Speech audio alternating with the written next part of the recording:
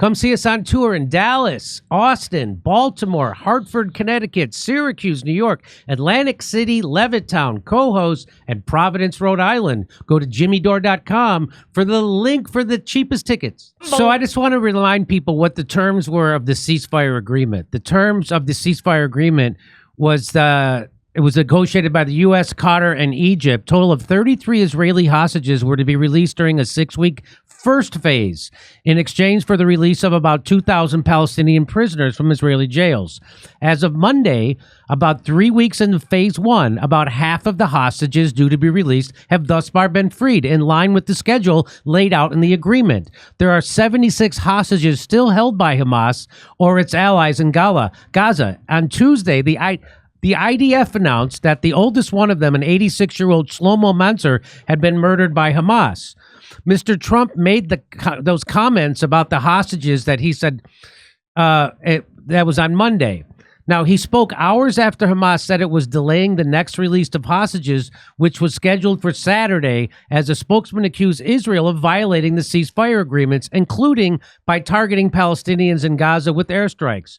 And not only is that Jimmy Dore saying that, not only is that Hamas saying that, but that's what the members of the Knesset are saying, of the Israeli parliament are saying. Here's Netanyahu will happily kill his 76 POWs so he can take over Gaza. Israeli's parliament are outraged as they see through him. You want to see? Here it is. So people are screaming at him. They are dying there in the tunnels. They are dying there, and you are speaking nonsense. They are dying there in the tunnels, and you are sabotaging the deal. Netanyahu sabotaging the deal like they've sabotaged every peace deal since 1975. Hey, Hannibal directive.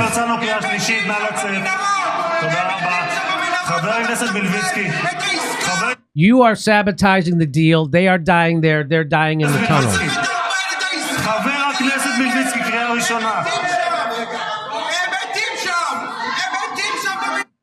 On your watch, they are dying there. You are abandoning the hostages to death.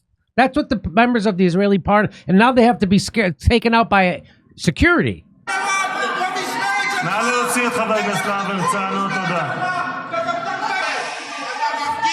There's another guy. You are abandoning the hostages to death. You've been in power for 17 years.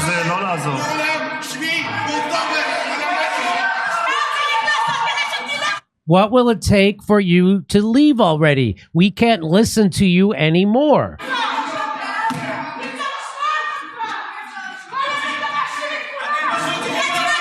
You are blaming everyone all the time. So, if you want to know who's messing up the peace deal, it's the Israelis. And how do I know this? Because they've done it. They've done it every time. They've done it every time since 1975. So, fails to meet every single part of the ceasefire deal. Israel does. If that's it. So they're making it impossible. And guess what? Israel's own newspapers and their own military are saying that Hamas is living up to the deal. At the same time, the defense establishment and the IDF say that so far, the terrorist organization has not violated the agreement, and therefore it is very doubtful whether Israel can take steps against Hamas at this stage. That's from their own. That's their own IDF, their own defense. That's their own newspapers that are saying that. Here is Jimmy, the guy that he fired, Netanyahu just fired. That guy just went on Israeli TV and explained the Hannibal directive. Yes. They said out loud they did that. They're saying so all that nonsense about 40 beheaded babies and all the grapes that happened, that's all lies. The IDF shot those people up due to the Hannibal directive, which I'm going to make a T-shirt of, like it's a band, because I don't want people to forget that name, Hannibal directive. That's what caused that.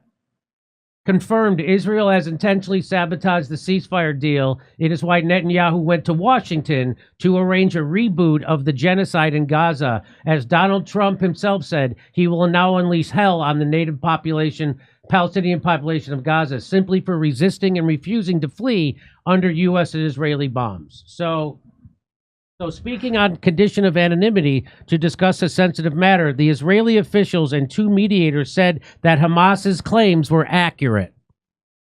The claims are that Israel's breaking the ceasefire, and they have failed to uphold its promises for the first phase of the ceasefire.